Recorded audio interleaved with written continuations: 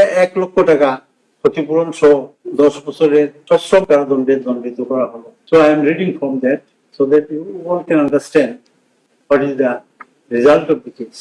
আসামি হাসানুল হক ইনু, পিতা মৃত AHM কামরুল হক, মাতা মৃত বেগম হাসনা হেনাকে তার বিরুদ্ধে গঠিত 3 নম্বর চার্জে সাক্ষী রাইসুল হক সহ অন্যান্য ভিকটিমদের গুরুতর আহত তথা নির্যাতন, টর্চার এবং রাজনৈতিক কারণে নিপীড়ন, পারসিকিউশন অন পলিটিক্যাল গ্রাউন্ড করার অভিযোগে ইন্টারন্যাশনাল ক্রাইমস ট্রাইব্যুনাল অ্যাক্ট 1973 এর section 3 subsection 2 clause A clause G, section 4 subsection 1, section 4 subsection 2 and section 20 subsection 2 and 20A দ্বারা মতে 10 বছরের সশ্রম কারাদণ্ড এবং 6 নম্বর চার্জে কনস্পিরেসি, ইনস্টিগেশন এবং কমপ্লিসিটি, এটি দুষ্কর্মে সংযোগ ইন ক্রাইমস এগেইনস্ট হিউম্যানিটি এর দায়ে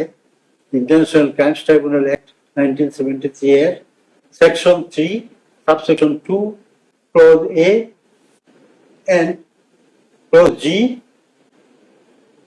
section 4 subsection 1 and section 4 subsection 2, section 20 subsection 2, section 20A দ্বারা মতে 1,00,000 টাকা ক্ষতিপূরণ সহ 10 বছরের সশ্রম কারাদণ্ড এবং 7 নম্বর চার্জে কনস্পিরেসি, ষড়যন্ত্র and agreement to commit crimes against humanity এর দায়ে International Crimes Tribunal Act 1973 এর section 3 subsection 2 clause A clause G, section 4 subsection 1, section 4 subsection 2, section 20 subsection 2, section 20A দ্বারা মতে 1,000 টাকা 1,00,000 টাকা ক্ষতিপূরণ সহ 10 বছরের সশ্রম কারাদণ্ডে দণ্ডিত করা হলো।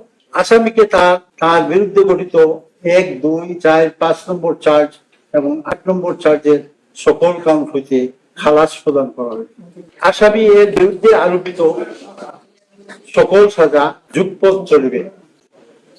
একটা জিনিস আপনাদেরকে একটু ক্লিয়ার করি, আপনারা দেখছেন যে 3টা কাউন্টে সাজা দেওয়া হয়েছে 10 বছর করে, তাহলে 330 হয়, কিন্তু না, এটা সর্বশেষ যা বলা হয়েছে যে আসামির সাজাগুলা কনকারেন্টলি চলবে, তার মানে এই 10 বছরই আসলে সাজা হবে, শাস্তি হবে। তো এই আর কি কথা, আসামিদের বিরুদ্ধে আরোপিত সকল সাজা চলতে থাকবে। This is all about the judgment of today. So that's all. Thank you all.